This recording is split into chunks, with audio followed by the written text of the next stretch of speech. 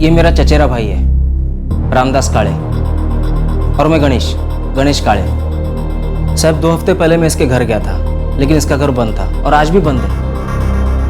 मुझे इसकी बहुत चिंता हो रही है साहब। ठीक है, तुम टेंशन क्यों नगर, हम इनका फोटो सारे पुलिस स्टेशन में भिजवा देंगे और अखबार में इनका गुमशुदा होने का प्रिंट भी करा देंगे, फिर देखते हैं।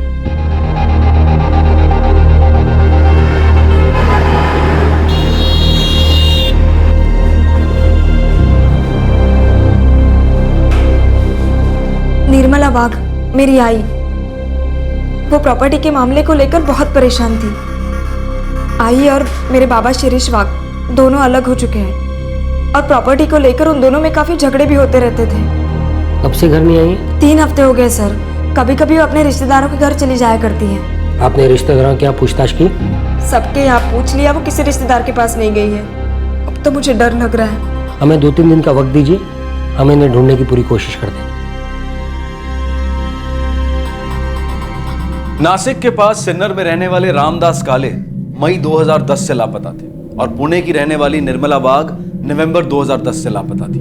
गुमशुदा लोगों के बीच की सबसे दुखद कड़ी वो दर्द और परेशानी होती है जो उनके परिवार वालों को सहन करनी पड़ती है। उनकी किसी खबर का इंतजार करना या फिर इस सब के समापन का इंतजार करना। रामदास काले और निर्मला वाघ के गुमशुदा होने की कहानी को समापन मिला, लेकिन 3 साल बाद।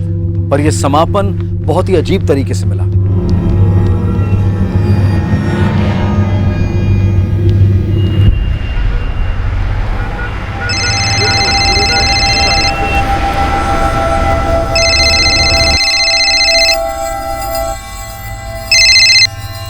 हाँ रमेश बोलो। विजय साहब, एक पार्टी मिली है और प्रॉपर्टी खरीदने में बहुत इंटरेस्टेड है। अरे वाह, वेरी गुड। कब देखनी है जमीन उनको? परसों। उनका नाम किरण सालोंके हैं और कंस्ट्रक्शन के बिजनेस में है वो। ठीक है, मुझे टाइम बता दो जब उन्हें देखना हो। ठीक है सर, ठीक है, मैं आपको फोन करता हूँ।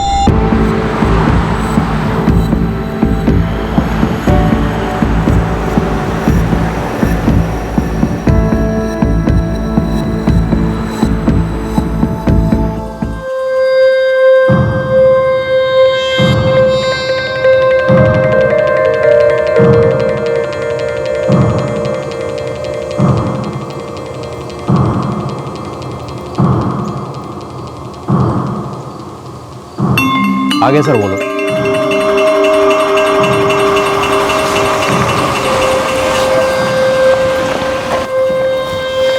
नमस्ते सर, आइए आइए, कैसे हैं? First class. Kiran Salunke ji, mister Vijay Tambat. Hi. Mrs Suvarna Tambat. नमस्ते। चलिए सर, देख लीजिए, आइए।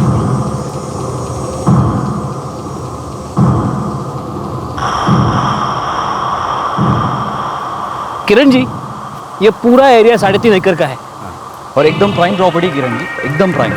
बहुत जल्दी डेवलप होने वाला है पूरा एरिया। बड़े बड़े बिल्डर्स, बड़ी बड़ी टाउनशिप आ रही है, डेवलपमेंट। जानता हूँ, तभी तो इस एरिया में प्रॉपर्टी ढूंढ रहा हूँ। चलिए आगे देखते हैं। Sure.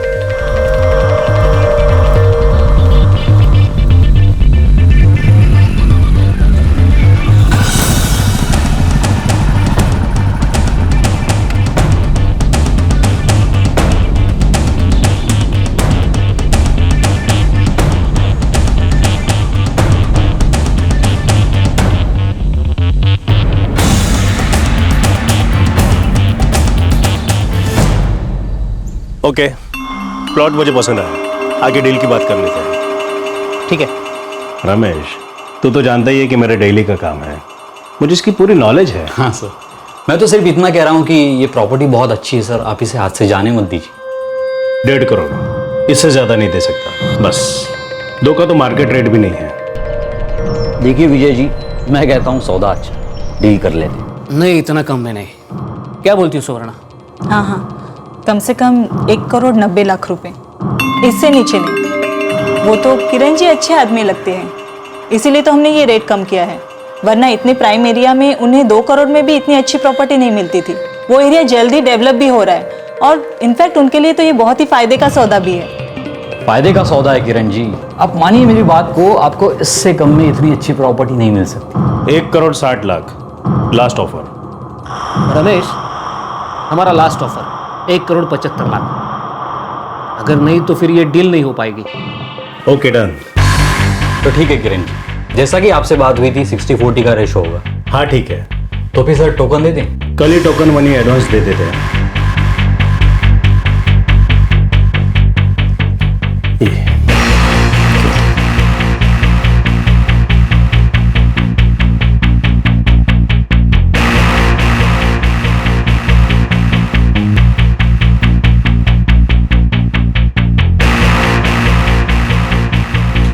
Congratulations Kiran ji. Thank you. मैं आज ही लैंड ट्रांसफर के लिए एप्लीकेशन फाइल कर देता हूँ। अगले हफ्ते तक रजिस्टर ऑफिस में डेट मिल जाएगी। हाँ प्लीज़, डेट आते ही मुझे बता दीजिएगा। जी। वैसे कल मैं अपने आर्किटेक्ट के साथ प्रॉपर्टी देखना चाहता हूँ। अब प्रॉपर्टी आपकी है, आप कभी भी वहाँ जा सकते हैं। Thank you.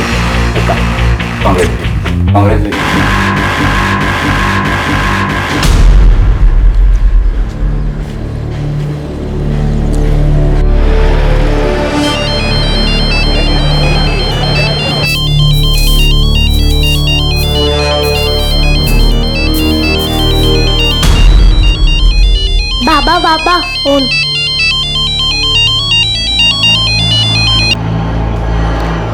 हाँ रंजीत, गणेश बाबू, वो जमीन लगता है उसका सौदा होने वाला है।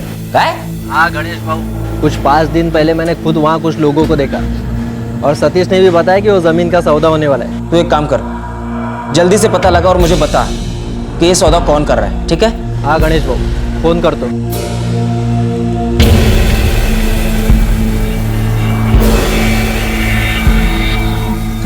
साहब, ये मेरा चचेरा भाई है, रामदास काळे।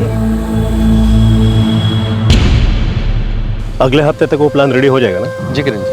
ठीक है, जैसे प्लान रेडी हो जाए वो प्लान लेके अपने असिस्टेंट को मेरे ऑफिस में भेज देना। एक बार प्लान चेक कर लो, उसके बाद आगे काम शुरू करते हैं।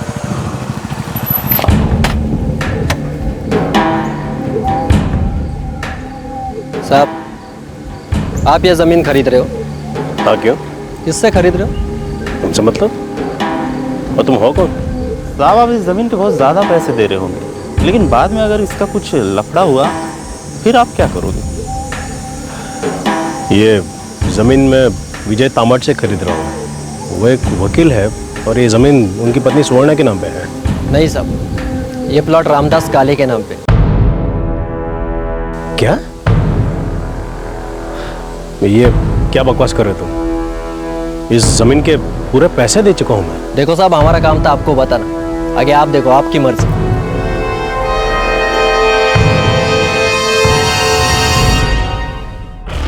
रामदास काले, वो आदमी जो सिन्नर से मई 2010 से लापता था, उस मिसिंग केस और इस जमीन के सौदे के बीच कोई ताल्लुक था? किरण जी, कौन रामदास का? सब बकवास है। कोई बेकार में झूठी खबर फैला रहा है। ये देखिए जमीन के पेपर्स। ये देखिए ना, ये जमीन मेरे नाम पर है। हमने ये जमीन अक्टूबर 2010 में खरीदी थी। हमारे पास जमीन के रजिस्ट्रेशन के सारे पेपर्स हैं। अब तो आपको भरोसा हो गया ना? पेपर तो ठीक है, लेकिन आई होप आप समझ रहे होगे कि ज़मीन की मैं काफ़ी एडवांस दे चुका हूँ आपको। बड़ी रकम है और प्रॉपर्टी का मामला है, इसलिए मैं कोई रिस्क लेना नहीं चाहता। किरण जी, चिंता मत कीजिए। रजिस्ट्रार ने 23 अप्रैल की डेट दी है, परसों ही रजिस्ट्रेशन हो जाएगा। और मैं किसी भी उल्टी सीधी डील को हाथ ही नहीं लगाता। वकील हूं, एक फाइन प्रिंट भी मेरी नजरों से बच नहीं सकता।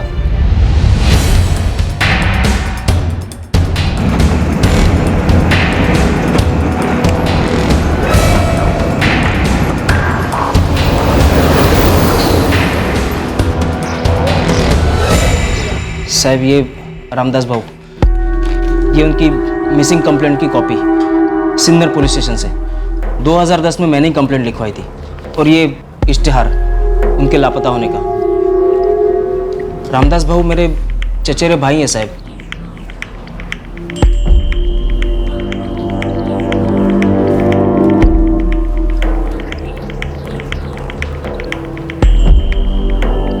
रामदास भाऊ सिन्नर में एक छोटा मोटा प्रॉपर्टी एजेंट था। 1996 में नासिक शहर के बाहर उन्होंने एक प्लॉट खरीदा था, सर्वे नंबर 141/26। पेपर में इतने सारे इश्तेहार दिए, फिर भी रामदास को कुछ पता नहीं चला? नहीं साहब, वो बीमार था, अकेले रहता था।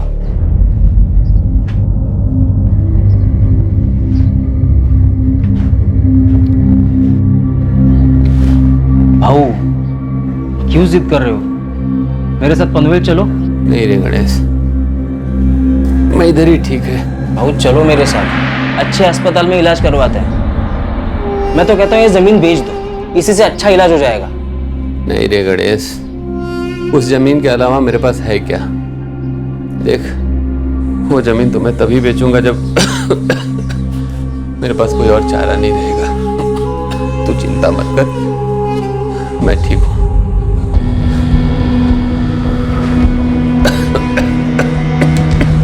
HIV पॉजिटिव था, मेरे अलावा उसका और कोई नहीं था। मैं हर महीने उसे मिलने जाया करता था। उस साल भी अप्रैल के तीसरे हफ्ते जब मैं उससे मिलने गया तब उसके घर पे ताला लगा था। मैं 3 दिन तक सिन्नर में रहा और उसके घर के चक्कर लगाता रहा।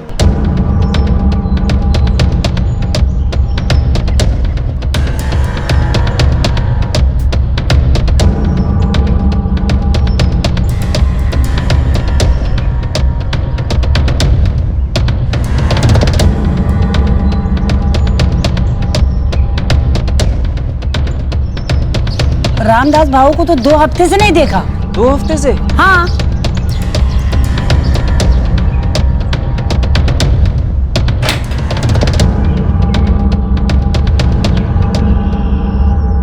आखिरकार रामदास भाऊ के लापता होने की कंप्लेंट मैंने लिखवा दी, लेकिन पुलिस को भी वो नहीं मिला। ऐसा भी तो हो सकता है कि तुम्हें बताए बगैर रामदास ने वो जमीन बेच दी। नहीं साहब, ऐसा हो ही नहीं सकता। मेरे अलावा उसका और कोई नहीं है।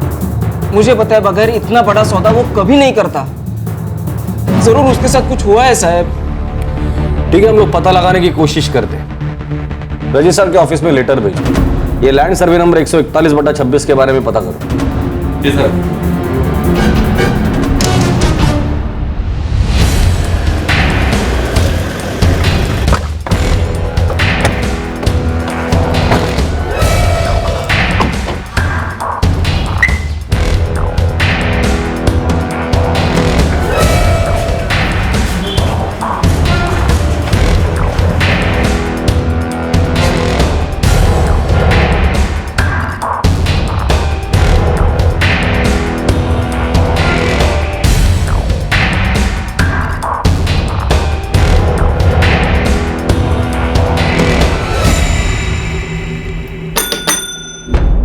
बोला साहब। हे बघ संतोष, सर्वे नंबर 141/26 के पेपर्स लेके आना। वही ट्रांसफर्स के लिए आए थे। हो साहब।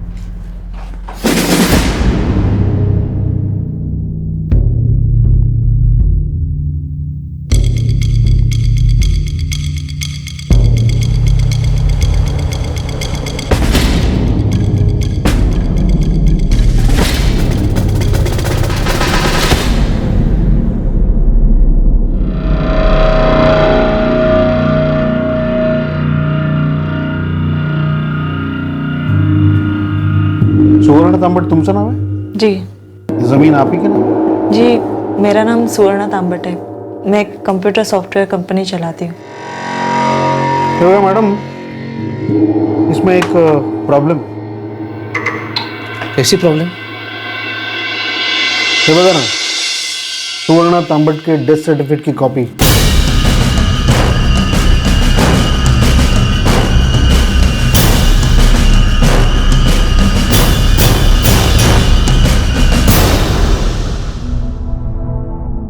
ये म्युनिसिपल कॉर्पोरेशन से है? हाँ, अंतिम संस्कार भी वहीं पर हुए। ये क्या बकवास है?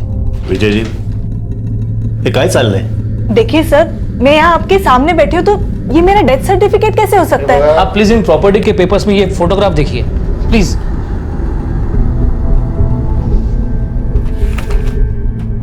ये रजिस्ट्रेशन ऑफिस में ली गई थी। हाँ, फोटोग्राफ सर तोच है, लेकिन इस डेथ सर्टिफिकेट के हिसाब से नवंबर 2010 में इनकी मौत हो चुकी। सर, ये डेथ सर्टिफिकेट झूठा है। पहले ये पता चलता है कि जमीन किसी रामदास काले की है जो अभी लापता है, और उसका चचेरा भाई गणेश काले ये कहता है कि रामदास ने जमीन कभी बेची ही नहीं थी। और अब जमीन के ट्रांसफर के वक्त ये पता चलता है कि उन पेपर्स के साथ सुवर्णा तांबट, जो कि उस प्रॉपर्टी की मालकिन है, उनका डेथ सर्टिफिकेट भी अटैच है। आखिर ये मामला क्या था? ये मला माहित नहीं हो। किसी से गलती हुई है या फिर किसी ने जानबूझकर ये सब किया। देखिए, जब तक कोर्ट इस डेथ सर्टिफिकेट को रिवर्स करने का ऑर्डर नहीं देती तब तक ये डील नहीं हो सकती।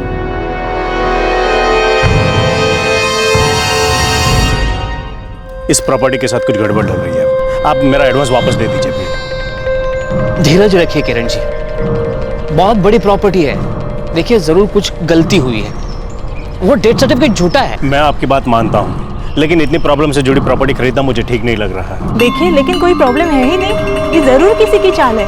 कुछ दिनों में ये सब कुछ सामने आ जाएगा। आप मेरा भरोसा कीजिए, मुझे सिर्फ 2 दिन की मोहलत दीजिए, मैं ये सारा मामला कोर्ट से क्लियर करवा दूंगा। अगर 2 दिन में क्लियर नहीं होता, मैं खुद आकर आपका सारा एडवांस वापस लौटा दूंगा। हाँ किरण जी, आप प्लीज़ 2 दिन के लिए वेट कर लीजिए, क्योंकि मुझे भी यही लगता है कि कहीं ना कहीं कुछ गलती हुई है।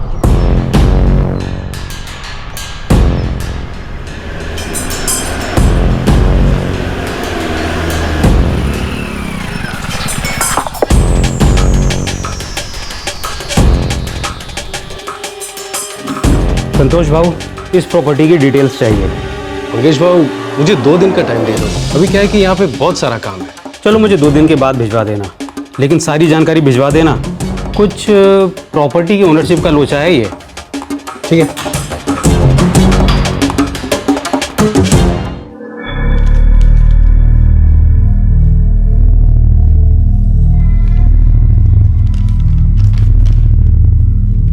सर, कहीं कोई बड़ी मिस्टेक हुई है या फिर कोई जानबूझ के इस प्रॉपर्टी पे से हमारी ओनरशिप हटाने की कोशिश कर रहा है। ये प्रॉपर्टी सर्वे नंबर 141/26 नासिक के बाहर की है। ये प्रॉपर्टी मेरी पत्नी सुवर्णा तांबट के नाम पे है।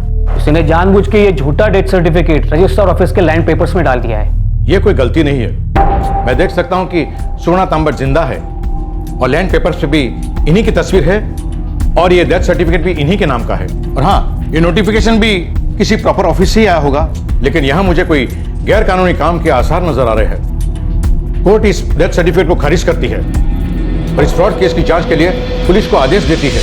हो सकता है किसी ने अपने आप को मरा हुआ साबित करने के लिए ये झूठा डेथ सर्टिफिकेट बनवाया हो। Thank you sir.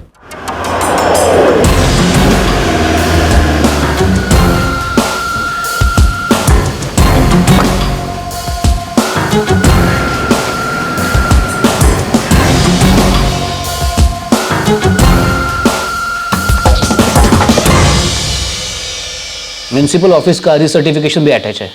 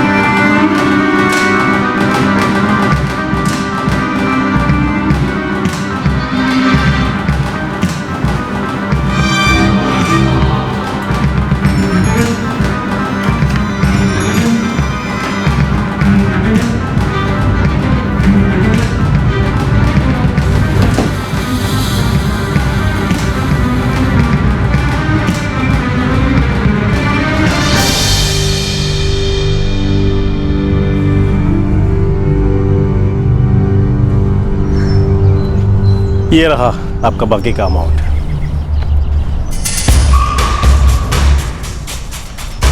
Thank you Kiran ji, मैंने आपसे कहा था ना, थोड़ी बहुत तो प्रॉब्लम्स आती है, लेकिन आखिर में सब कुछ ठीक हो गया। Congratulations Kiran ji. Thank you Suvarna जी।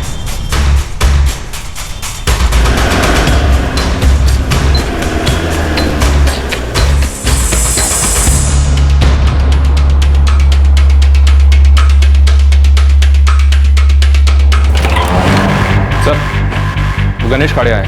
वो प्रॉपर्टी के सिलसिले में ना? रजिस्टर ऑफिस से जो पेपर्स मांग रहे थे वो आ गए? जी नहीं सर। क्यों? पेपर आने में इतना वक्त क्यों लग रहा है? सर, इस बीच कोर्ट से ये पेपर आया है। ये क्या है? ये तो उसी जमीन से जुड़ा हुआ पेपर है। 141/26 जाली डेथ सर्टिफिकेट का मामला है।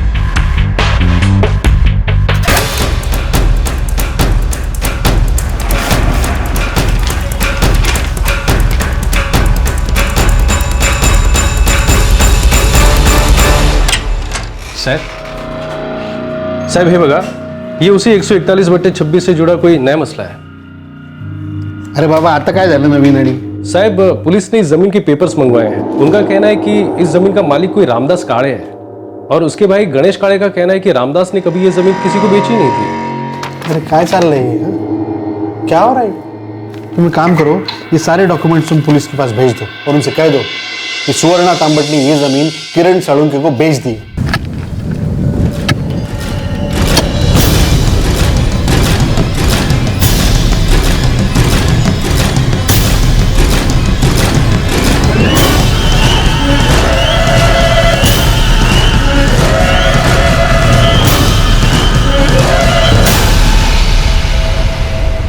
जमीन अब किसी और को ट्रांसफर हो चुकी थी। फिर उसी मामले की इन्वेस्टिगेशन भी शुरू हो गई। एक ऐसी इन्वेस्टिगेशन जिससे अब तक की सारी लापता कड़ियां जुड़ने वाली थी और जुर्म की कहानी सामने आने वाली थी। मुझे जैसे जमीन के बेचे जाने की बात पता चली थी, तब से मैं आपसे कह रहा हूं साहब, इस मामले की जांच करो। बहुत बहुत बड़ा लोचा है साहब। देखो गणेश, हम लोग जांच कर रहे हैं, बस प्रॉपर्टी के पेपर्स आने का इंतजार कर रहे हैं। और वैसे भी तुम्हारे कंप्लेंट के अलावा भी उस प्रॉपर्टी में और भी कुछ गड़बड़ है और हम सब इसका पता लगाने की कोशिश कर रहे हैं।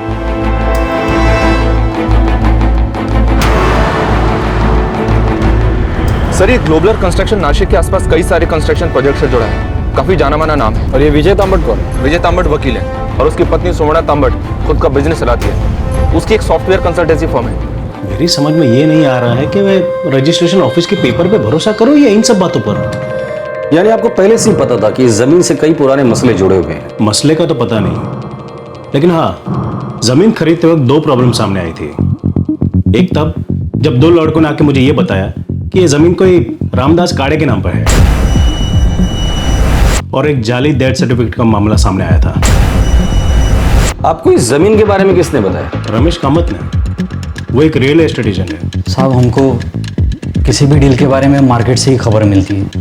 मुझे भी ऐसे ही पता चला कि विजय जी अपनी प्रॉपर्टी बेचना चाह रहे हैं। रामदास काळे के बारे में तुम्हें पता था? नहीं साहब, मैंने तो पहली बार उसका नाम तभी सुना था जब किरण जी ने एक बार उसकी बात की थी। लेकिन ज़मीन के सौदे में अक्सर लोग अपने फ़ायदे के लिए ऐसी खबरें फैलाते रहते हैं। ज़मीन के पेपर्स एकदम सही थे सर। अपने फायदे के लिए इस गणेश काळे ने रामदास काळे के जमीन का मामला उठाया होगा। तो जमीन का सौदा हो रहा है, ये खबर उसके दोस्तों ने उसे दी। गणेश काळे ही वो आदमी जिसने अपने भाई की मिसिंग कंप्लेंट भी लिखवाई थी। सर, उसने ये भी कहा था ना कि उसका भाई रामदास काळे HIV पॉजिटिव था। कहीं ना कहीं कुछ तो गड़बड़ जरूर है। सर, वो जाली डेथ सर्टिफिकेट वो भी तो है। हो सकता है कि जमीन का सौदा रोकने के इरादे से उसे भेजा गया हो।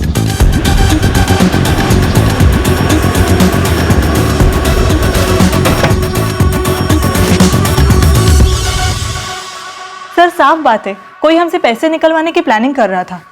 उनका मकसद पूरा नहीं हुआ तो हो सकता है वो किरण जी को परेशान करे। आपने जमीन किससे खरीदी थी? जी, गजानन राजपुरे से। वो शिरडी का रहने वाला है। उसी ने न्यूज़पेपर में जमीन के बारे में इश्तिहार दिया था, जिससे हमें इसके बारे में पता चला, और ये जमीन भी हमने उसी से खरीदी थी। आप चाहिए तो रजिस्टर ऑफिस में जाके इस जमीन के सारे कागजात चेक कर सकते हैं। प्रॉपर्टी की सारी पिछली डिटेल्स वहाँ पर आपको मिल जाएंगी। हमने ये जमीन अक्टूबर 2010 में खरीदी थी।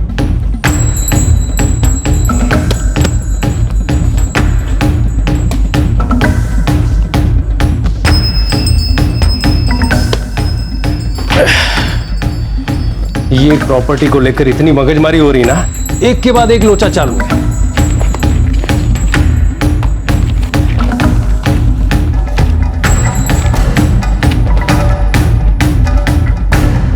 ये रहा।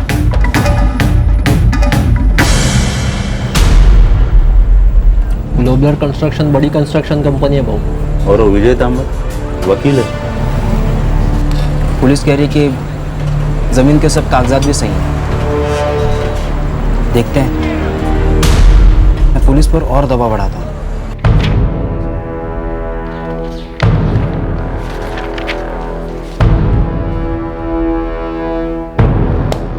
ये रहा। ये जमीन अक्टूबर 2010 में सुवर्णा तांबट ने शिरडी के किसी गजानन राजपुरे से खरीदी।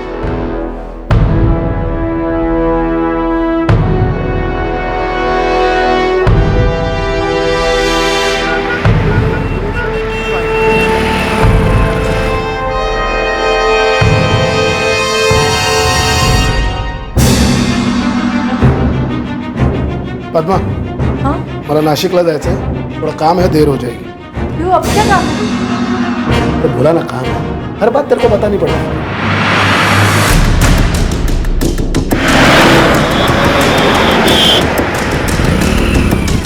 जमीन के बारे में कुछ बात है। अब क्या हुआ? क्या मालूम, पुलिस ने बुलाया, बोल रहे थे कुछ पूछताछ करना चाहते हैं। अक्टूबर 2010 में तुमने सुवर्णा तांबट को जमीन बेची थी। वैसे तुमने ये जमीन किससे खरीदी थी? सिन्नर के रामदास काळे से साहब। साहब मैं भी किसान हूँ शिरडी में। रामदास काळे ने मेरे खेत के पास एक दूसरा खेत बेचा था, तो उसी से मेरे को पता चला कि उसके पास एक जमीन है जो वो बेचना चाहता है। तब 2010 में मैंने ये जमीन उससे खरीदी थी। बस ये गजानन राजपुर है, इनका कहना है 2010 में खुद रामदास काळे ने वो जमीन इन्हें बेची थी और इन्होंने वो जमीन अक्टूबर 2010 में ही सुवर्णा तांबट को बेची। अब तुम्हें क्या कहना है? साहब पण मेरा भाई रामदास काळे तो मई 2010 से लापता है। मैंने रिपोर्ट भी लिखवाई है, फिर भी उसका कुछ पता नहीं चला। और मुझे पता है बगैर वो इतना बड़ा कदम कभी नहीं उठा सकता। ये वही आदमी जिसने तुम्हें जमीन बेची थी? नहीं साहब, ये कौन है? अरे काय चल रहे है हा? गणेश, तूने किसी गलत आदमी की कंप्लेंट तो दर्ज नहीं की थी ना? खरा खरा सांग, ये क्या नाटक चल रहा है? आई शपथ सांगतो साहब, मैं ऐसे क्यों करूंगा? अब ये मेरा चचेरा भाई रामदास काळे ही है। साहब अगर मैं झूठ बोल रहा होता तो ये जमीन रामदास काळे की, ये भी तो झूठी होता ना साहब। साहब आप खुद ही देख लो, इसमें बहुत बड़ा झोल है साहब। इस दफ्तर में सब लोग एक ही जमीन के बारे में जानना चाहते हैं। सब लोग का एक ही काम रह गया है।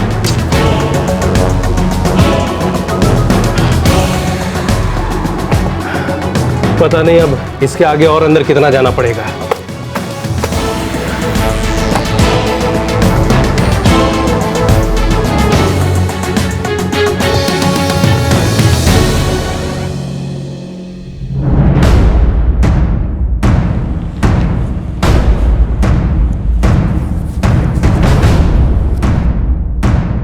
ये वो रामदास काळे नहीं जिसे गणेश काळे अपना भाई बता रहा था, तो फिर ये कौन?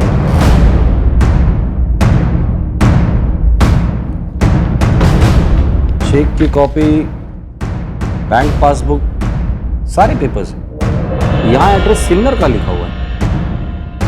हो साहब, 13 प्रथम नगर सिन्नर। एड्रेस तो रामदास भाऊ का ही है। गणेश, कहीं तू हमारे साथ कोई नाटक खेलने की कोशिश तो नहीं कर रहा है ना? अगर ऐसा है ना तो लॉकअप में उल्टा लटका के सच बुलवाऊंगा तेरे से। नाही साहेब, अहो मी खरंच सांगतोय, ये जो एड्रेस है ना ये रामदास भाऊ का ही है। लेकिन इस फोटो में ये जो आदमी है ना ये रामदास भाऊ नहीं है। और ये बैंक अकाउंट ये पीपल्स बैंक का है, जबकि रामदास भाऊ का इस बैंक पे कोई अकाउंट था ही नहीं। उनका अकाउंट तो कॉमन ट्रस्ट बैंक में था।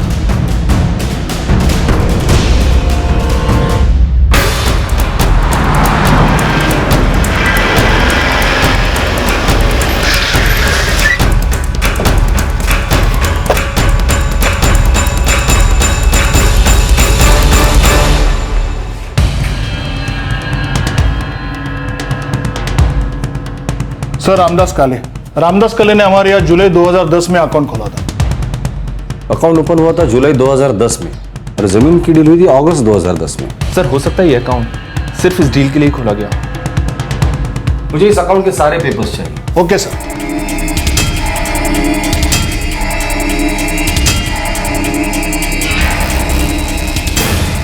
ये रामदास भाऊ। यही है रामदास भाऊ। मैं इनके भाई गणेश को भी जानता हूँ। रामदास भाऊ बीमार थे, मई 2010 में वो अचानक गायब हो गए। इसका मतलब है गणेश काळे सच बोल रहा था। ये जरूर किसी फ्रॉड का मामला है। ये नकली रामदास काळे ने ये जमीन गजानन राजपुरे को बेची। उसने वो जमीन सुवर्णा तांबट को बेची। फिर सुवर्णा तांबट ने वो जमीन किरण साळुंके को बेची। और इन सब के बीच सुवर्णा तांबट का वो जाली डेथ सर्टिफिकेट भी है। असली रामदास काळे गायब है और किसी की मौत का नकली सर्टिफिकेट निकाला गया है। जरूर इसके पीछे कोई मास्टरमाइंड है। तो जल्दी से ये चाबी मकान मालिक को लौटा के आ और मेरे को गली के बाहर मिल। हाँ? पण आपण कुठे चाललो? अरे तू पहले लौटा के तो आ, आज मैं बस स्टॉप पर सोचेंगे। हाँ? हाँ चल लवकर जा। हो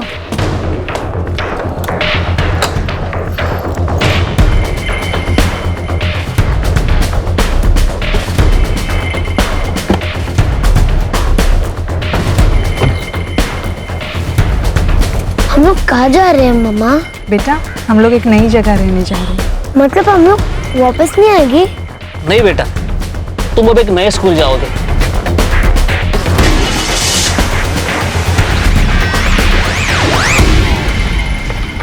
हाँ रंजीत बोल। भाऊ जमीन पे रोज कुछ नाप तोल का काम चल रहा है। अच्छा, लेकिन वहां पर अभी तो कुछ काम तो शुरू नहीं किया ना? नहीं भाऊ। ठीक है, मैं कुछ सोचता हूँ। कमिंग। सर, ये अच्युत सर ने सर रिवाइज प्लान भेजे हैं, ये देखिए सर।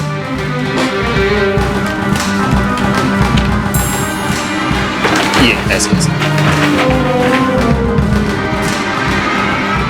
Good, very good. एक काम करो, कल की मीटिंग फिक्स कर दो, हम जल्दी कंस्ट्रक्शन शुरू कर लेंगे।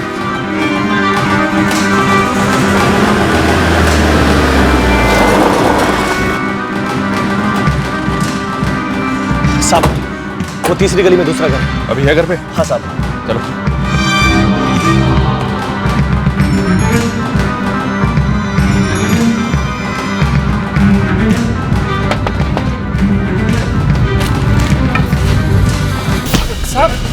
अरे साहब मैंने किया क्या? साहब सुनो तो, साहब मैंने किया क्या? वो तो बोलो। अरे क्यों लेके जा रहे मेरे को? अरे साहब सुनो तो मेरी।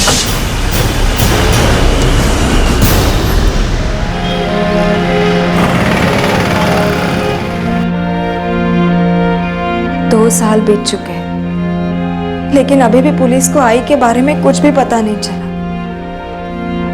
पता नहीं आई कहाँ चली गई।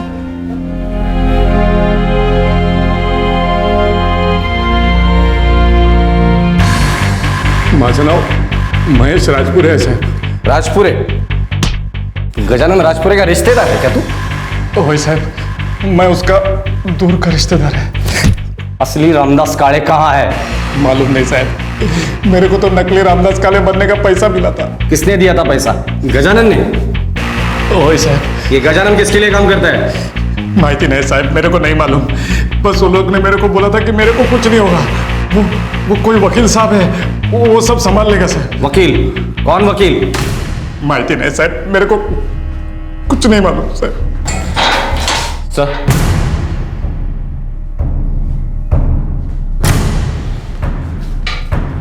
सर मैं गजानन को पुलिस स्टेशन बुलाया था, लेकिन वो अपना घर छोड़ के कहीं भाग गया है। उसका मोबाइल भी बंद है, और वो वकील विजय तांबट और उसकी पत्नी सुवर्णा तांबट, वो दोनों भी अपने बंगलों से कहीं भाग गए। वो दोनों वहां पर रेंट पर थे, और अभी उन दोनों का फोन भी बंद है। कामदार, एक बात तो साफ है, इस प्लान में ये सभी लोग शामिल हैं।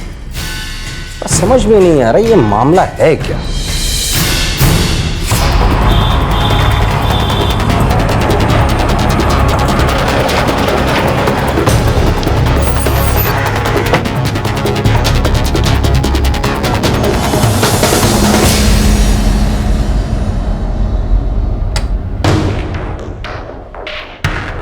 विजय तांबट और उनकी पत्नी 1 हफ्ते पहले यहाँ से चले गए।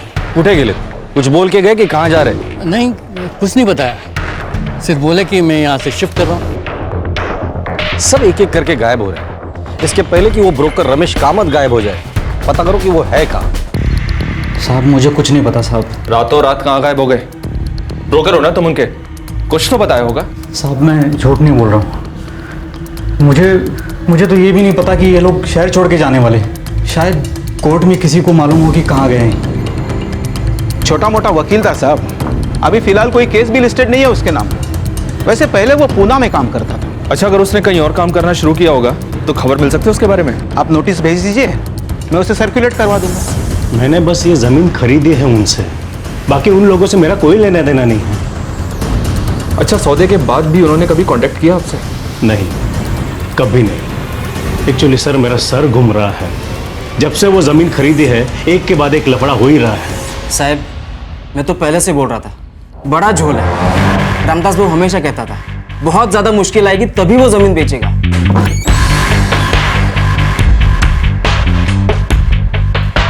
गणेश काळे आता बग, इस जुर्म की कबर खोद के रखूंगा। जहां से शुरुआत हुई थी ना, वहीं से।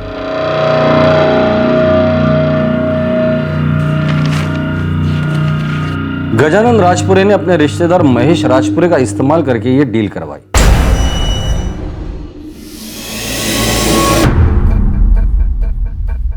फिर गजानन ने यह जमीन बेची सुवर्णा तांबट को और विटनेस जयदेव कुमार। और अब सबके सब लापता हैं, सबके फोन भी बंद हैं। एक बात समझ में नहीं आ रही, ये सुवर्ण तांबट का डेथ सर्टिफिकेट बीच में कहां से आ गया? ये म्युनिसिपल कॉर्पोरेशन पुणे का है सर, कोरेगांव पार्क की शमशान भूमि से मिला था।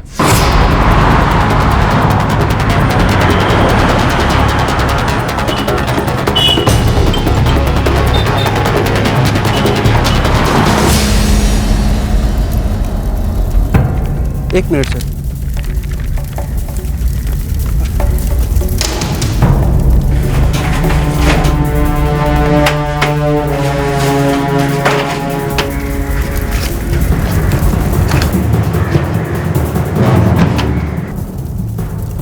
सुवर्णा तांबट।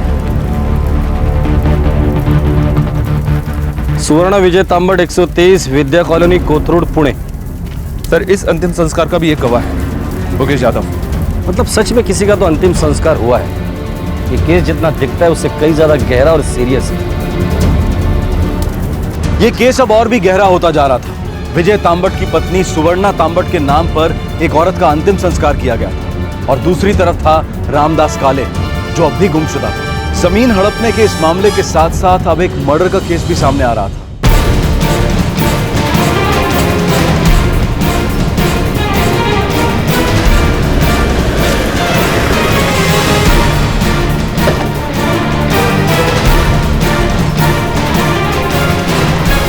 सर हम तो अभी अभी यहाँ शिफ्ट हुए हैं। हमारे पड़ोस में शिरोडकर जी रहते हैं, बहुत सालों से रह रहे हैं। आप उनसे जाकर पूछिए। हाँ याद है ना, वकील है, नाम है विजय तांबट।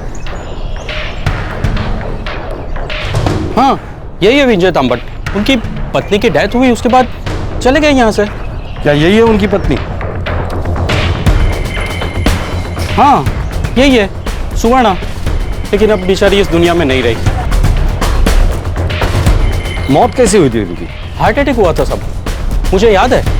मुकेश आया था यहाँ बताने के लिए।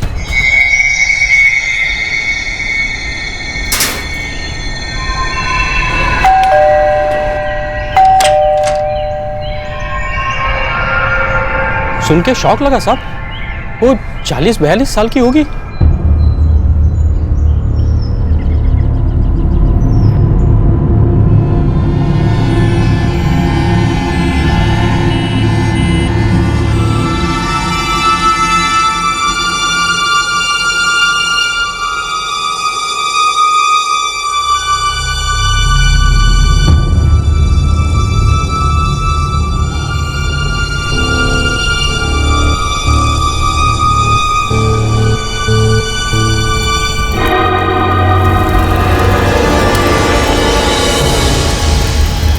फिर विजय तांबट अपने बेटे के साथ यहाँ से चले गए।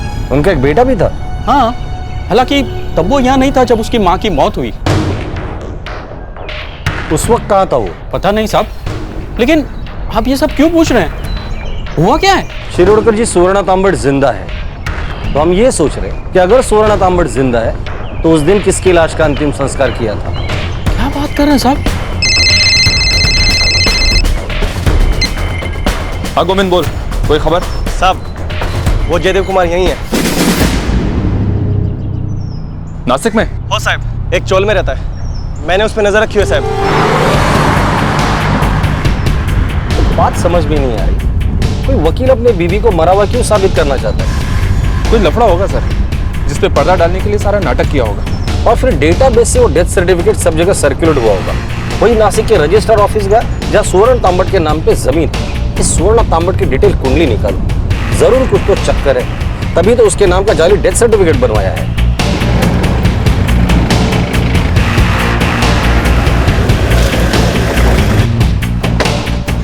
वो ऊपर वाले कमरे में साहब, चलो।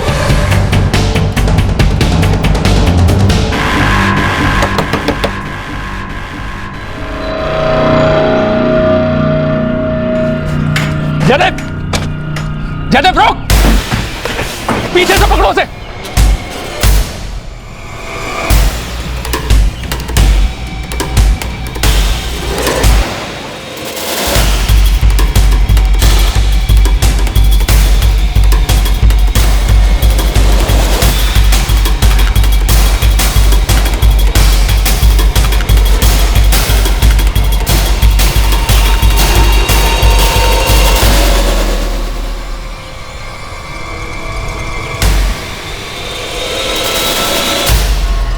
जयदेव कुमार, जो गजानन राजपुरे और सुवर्णा तांबट के बीच हुए जमीन के सौदे में गवाह था, उसी ने रामदास काले के लापता होने की गुत्थी खोली। यह एक बड़ा ही अजीबोगरीब और संगीन जुर्म था।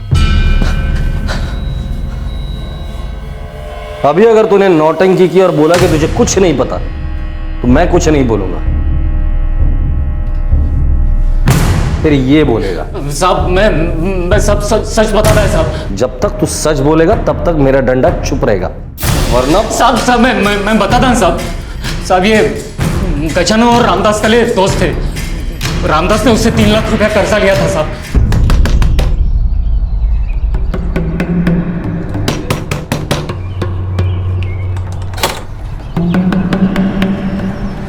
काय रे रामदास, फोन का नाही उचलत?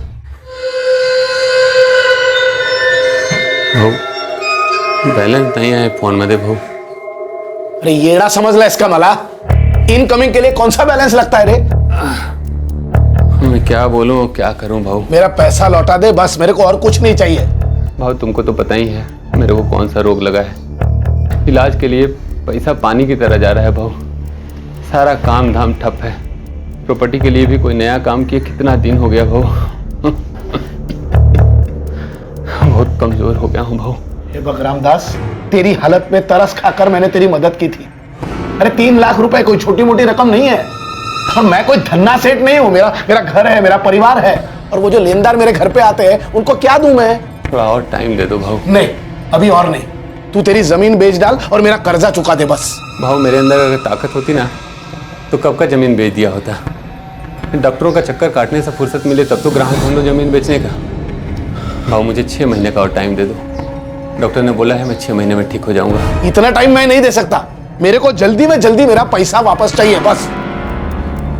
तो फिर एक काम करो, वो जमीन तुम ही खरीद लो, अपना पैसा ले लो और बाकी का पैसा मुझे दे दो। कितने में बेचेगा जमीन? अभी बाजार भाव के हिसाब से 1.25 करोड़। 1.25 करोड़? टोका फिर का तुझा? इतना पैसा मैं कहां से लाऊंगा? तो फिर मुझे टाइम दे दो भाऊ। गजानन मेरा दोस्त है। हमने मिलकर शिरडी में बहुत सौदे किए थे जमीन के। उसी ने मेरे को बताया। पक गया हूं। 1 साल से 3 लाख रुपया अटका पड़ा है साले के पास। प्यार से नहीं मानेगा तो मार से मानेगा। अरे मरे हुए को क्या मारूंगा, वो तो वैसे ही बीमार है। मेरे को किसी भी तरह से मेरा 3 लाख रुपया वापस मिल जाए बस। केस ठोक दे, अंदर करवा दे साले को। जोर जबरदस्ती करेगा तो पैसा निकलेगा। कैसे? मेरा और मेरे भाई का प्रॉपर्टी का झगड़ा चल रहा है, तो मैं पुणे में एक वकील से मिला था। कौन वकील? विजय तांबट? हाँ वही।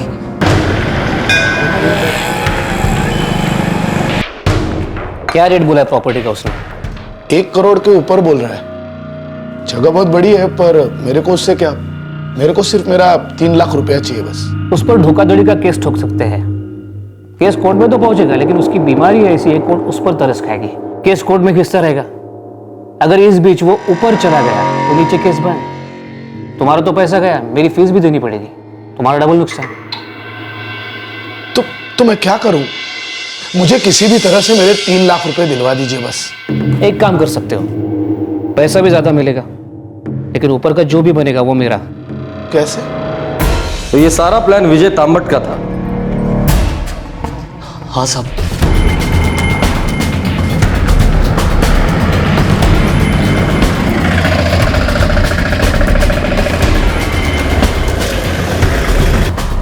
ये हाथ बस रामदास।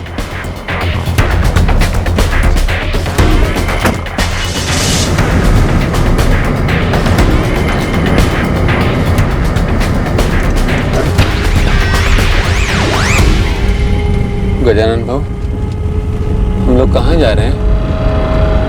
इधर ही पास में। काम क्या है भाऊ? मेरा पैसा वसूल करना है। रामदास, एक प्लॉट है, अगर तू बेचने में मेरी मदद करेगा तो मेरी तो चांदी हो जाएगी। तू भी अपना कट रख लेना। और हाँ, जो 3 लाख रुपया उधार दिया है ना, वो भी माफ।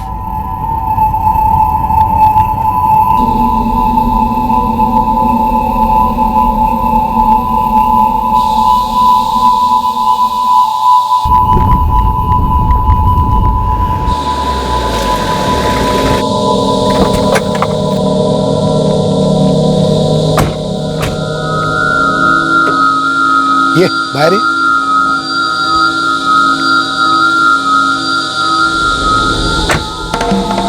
भाऊ प्लॉट किधर है?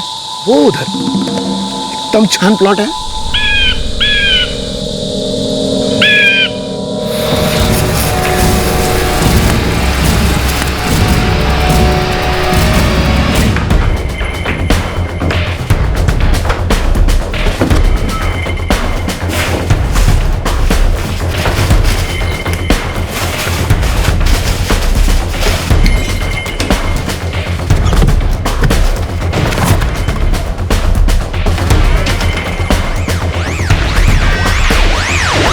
तेरे को कुछ नहीं करना है, आकर सिर्फ साइन करना है और रुपया ले जाना है। लफड़ा नहीं है ना भाऊ? नहीं नहीं, कोई लफड़ा नहीं।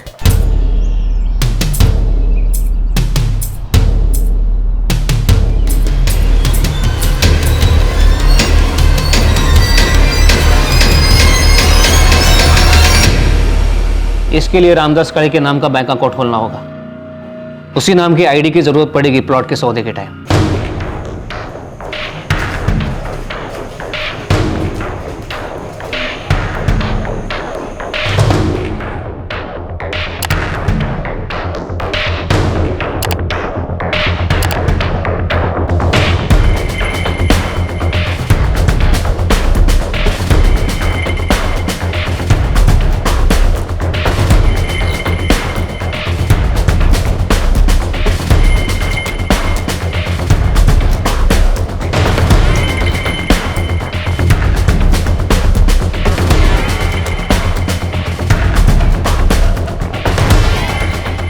बढ़िया।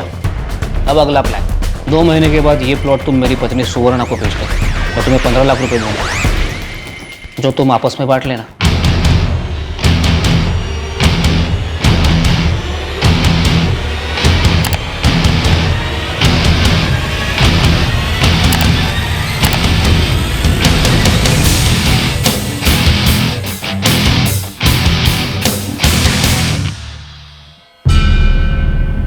यही मुकेश यादव है? हाँ साहब, ये विजय जी का असिस्टेंट था और यही गवाह था।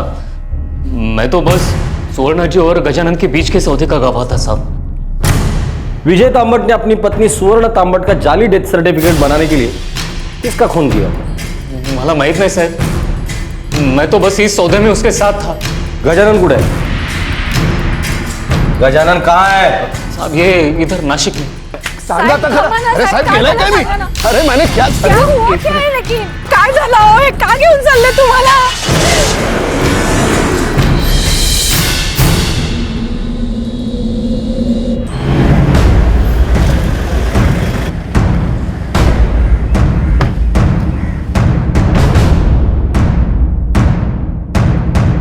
सर, अप्रैल 2010 में घाट में हमें एक लाश मिली थी। ये उसके पेपर्स है सर। सारे पुलिस स्टेशन में खबर दी थी, न्यूज़पेपर्स में भी खबर डाली थी। ऐसे कोई चूक सकता है। गणेश काळे से इसकी शिनाख्त करानी होगी।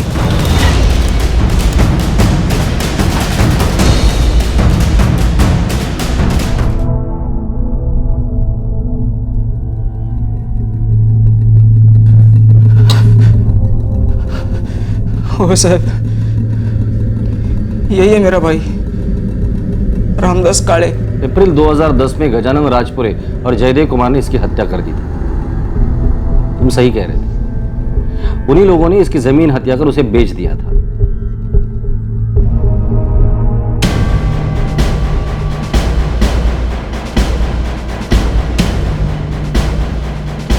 काम बंद करो साइड पर। काय पनवती लागली आहे।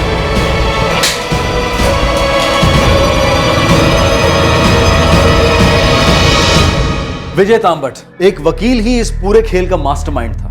रामदास काळे का खून करवाना, उसकी जमीन उसी के जैसे दिखने वाले आदमी के हाथों बिकवाना, फिर उस जमीन को अपनी पत्नी के नाम पर खरीदना और फाइनली उसी जमीन को किरण सालुंके के नाम पर बेचना।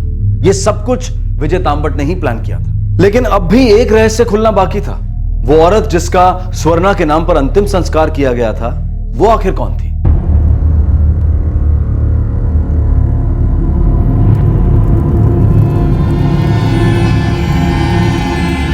सर ये सुवर्णा तांबट कानपुर से है। ये वहां पर एक इन्वेस्टमेंट स्कीम चलाती थी।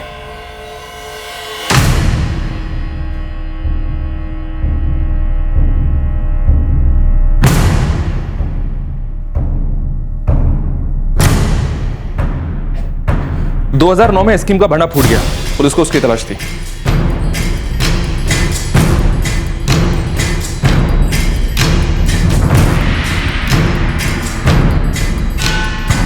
ये सुवर्ण तांबट भी 420 लगती है। जी हाँ सर। और नवंबर 2010 में फ्रॉड इन्वेस्टमेंट केस की फाइल भी बंद कर दी गई। इसलिए किया गया था उसकी मौत का नाटक, ताकि उसके खिलाफ ये जो केस चल रहा है वो बंद हो जाए। जी हाँ सर। एक बात और, ये जाली डेथ सर्टिफिकेट खुद विजय तांबट ने कानपुर पुलिस को भेजा था। जी हाँ, हमने सुवर्णा तांबट के खिलाफ वारंट जारी किया हुआ था। पुलिस ने लुकआउट नोटिस भी जारी किया, लेकिन नवंबर 2010 में उसके पति ने डेथ सर्टिफिकेट भेजा। थैंक यू श्रीवास्तव साहब।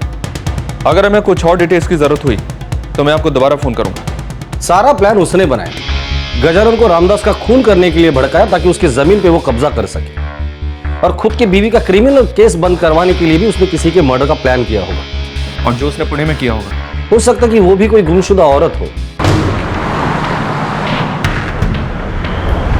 सुवर्णा का जो फोटो कानपुर से आया है, उस फोटो को स्टेट के हर पुलिस स्टेशन में फैक्स करवा दो, महाराष्ट्र के बाहर भी भिजवा दो।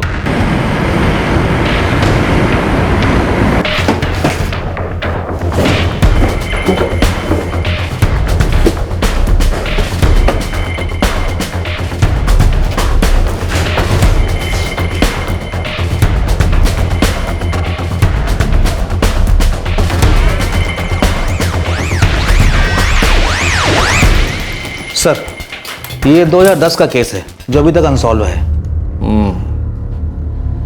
निर्मला वाघ, उम्र 48। सर,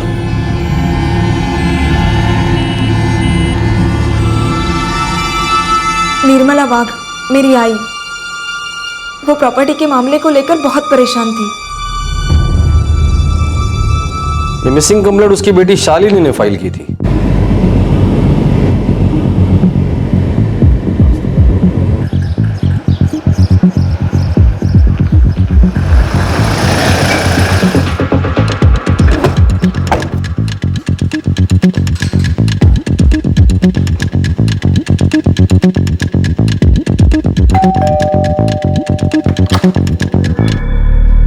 शालिनी? जी हाँ, मैं ही हूँ शालिनी। मेरे आई का कुछ पता चला इंस्पेक्टर? कहीं मिली वो आपको? जी नहीं। फिर आप यहाँ कुछ बताने आए हैं? आप किसी विजय तांबट नाम के आदमी को जानती है? विजय तांबट? हाँ, वो आई के वकील थे। आई जब लापता हुई तो मैं उनसे मिलने भी गई थी। नहीं शालिनी, निर्मला जी तो यहाँ आई नहीं। क्यों, क्या हुआ?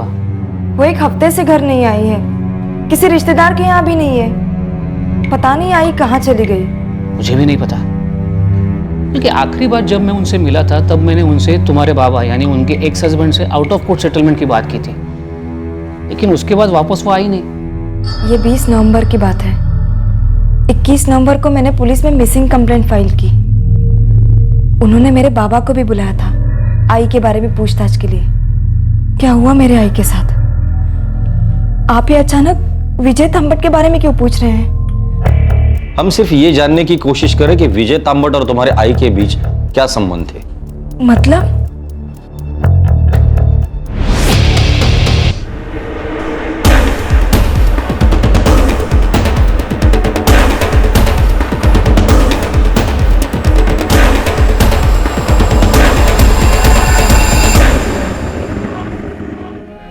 कानपुर में विजय तांबट के बीवी के खिलाफ केस चल रहा था। उसे बंद करने के लिए विजय तांबट ने अपनी बीवी के मौत का नाटक किया। हमें शक है कि शायद इसीलिए विजय तांबट ने तुम्हारे आई की हत्या की होगी।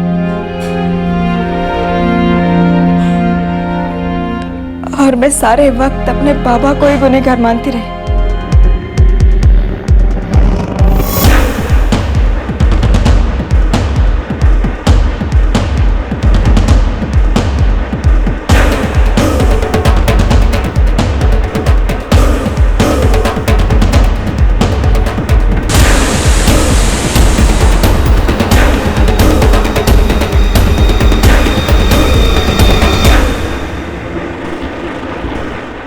शीला,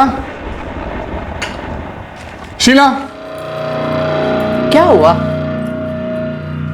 हे बग, अगर देवा, ये तो बता रहा था कि वकील है, वांटेड क्रिमिनल निकला। अब क्या करे? हमने तो इसे किराए पे घर दिया है। वाह बहू बेटा वाह, अखबार के साथ इलायची वाली गरम चाय मिल जाए ना तो मुझे बहुत मजा आता है। वाह वाह वाह।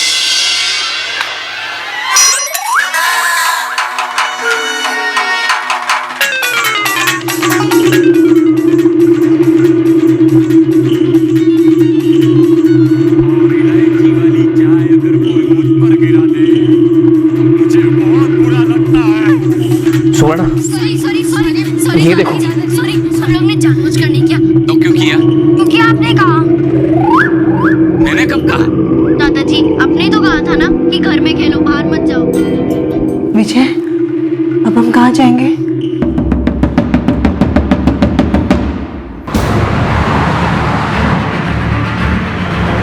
सर, मुंबई पुलिस उनके घर पहुंच गई है।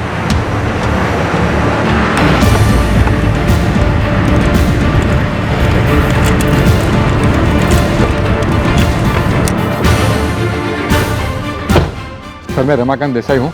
मेरा फ्लैट यहाँ 3rd फ्लोर पे ही है, तो दोनों यहीं रह रहे हैं।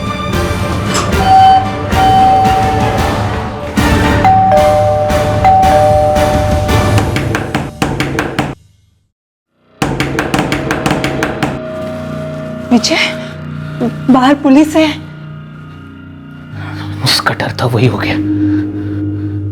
रमाकांत भाई ने अखबार में पढ़ लिया होगा।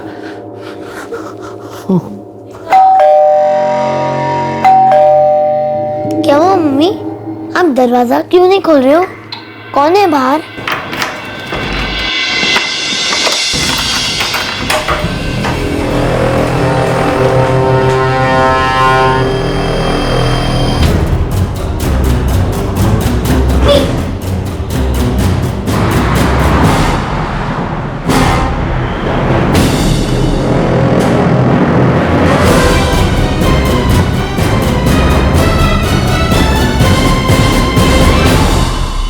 तुम्हारे हर जुर्म का काला चिट्टा है मेरे पास, सारे सबूत, सारे गवाह, सब कुछ।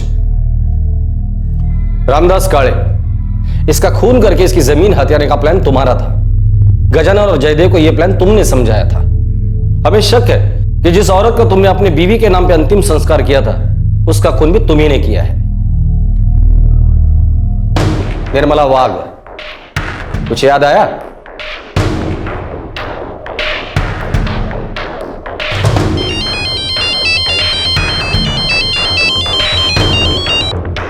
हेलो, विजय तांबत बोल रहे हैं। आप कौन? मैं कानपुर पुलिस से बोल रहा हूँ। Hello hello hello. Kanpur police से फोन था। हाँ, हमें इस चक्कर से निकलना होगा। आखिर कब तक हम हमारे मोबाइल नंबर और ठिकाने बदलते रहेंगे? कोई तो रास्ता निकालना होगा। इस केस को ठिकाने लगाना होगा।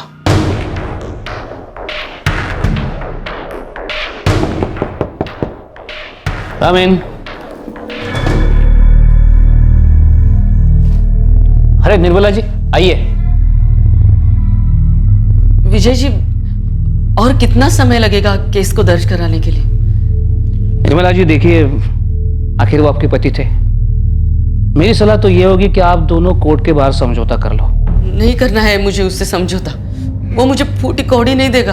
क्या इस सिलसिले में मैं उनसे या उनके वकील से बात करूं? और मुझे समझौता नहीं जमा तो? फिर तो कोर्ट का दरवाजा हमेशा के लिए खुला है।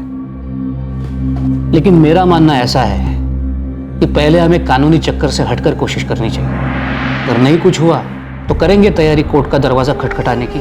मुझे जमीन जायदाद पैसों से कोई लेना देना नहीं है। मुझे तो सिर्फ उसे सबक सिखाना है।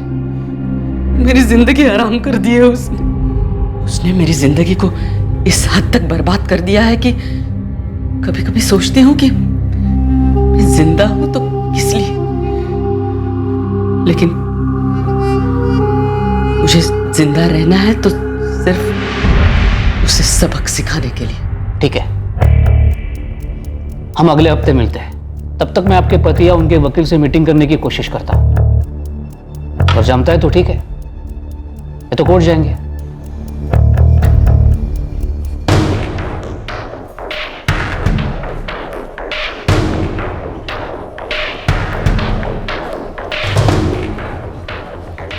बड़ी परेशान है,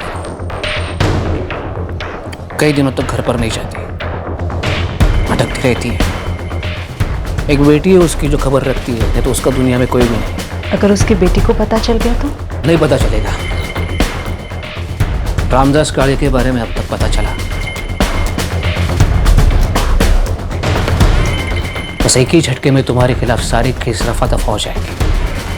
अगले हफ्ते ऑफिस आ रही है।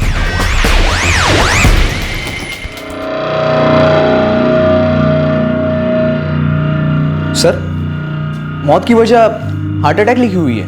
चलेगा, उन्हें सर्टिफिकेट से मतलब है, मौत की वजह से नहीं। वो 2 बजे आएगी। मैं तब तक बाहर वेट करता हूँ। मैं उन्हें बातों में उलझाए रखूंगा। तुम फाइल देने के बहाने अंदर आ जाना, फिर तुम्हें पता है क्या करना है। निर्मला जी, आप सही थे, हमें कोर्ट जाना चाहिए। ये केस आप ही जीतेंगी। मैं भी यही चाहती हूँ। कम इन। हाँ मुकेश। सर, ये कुछ फाइल्स नहीं आई हैं। उस कबर्ड में रख दो। जी सर। हाँ तो निर्मला जी, मैं पिटीशन तैयार करके आपके पास भेज दूंगा। अगले हफ्ते तक पिटीशन कोर्ट में फाइल कर देंगे।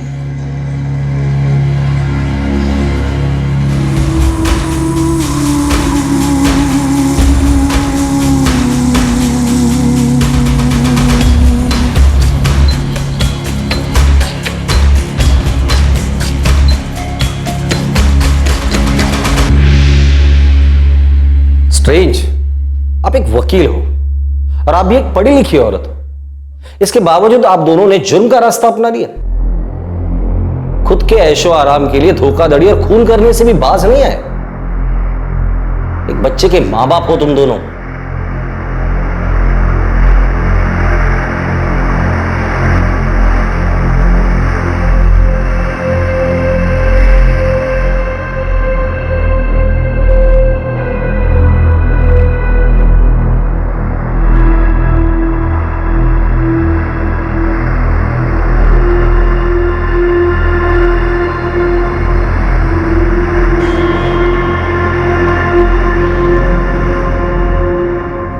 पता नहीं क्या होगा। वो लोग तो पकड़े गए, लेकिन रामदास भाऊ की जमीन का क्या होगा पता नहीं। मुझे हमेशा लगा कि आई पागल हो गई या फिर बाबा आपने कुछ। मुझे पता है बेटा, तुझे लगा कि मैंने ही तेरी आई के साथ कुछ कर दिया है। ये बात सच है, हमारी आपस में कभी बनी नहीं, एक दूसरे को तकलीफ ही दी है। लेकिन बेटा, मैं ऐसा कुछ करने की सोच ही नहीं सकता हूं।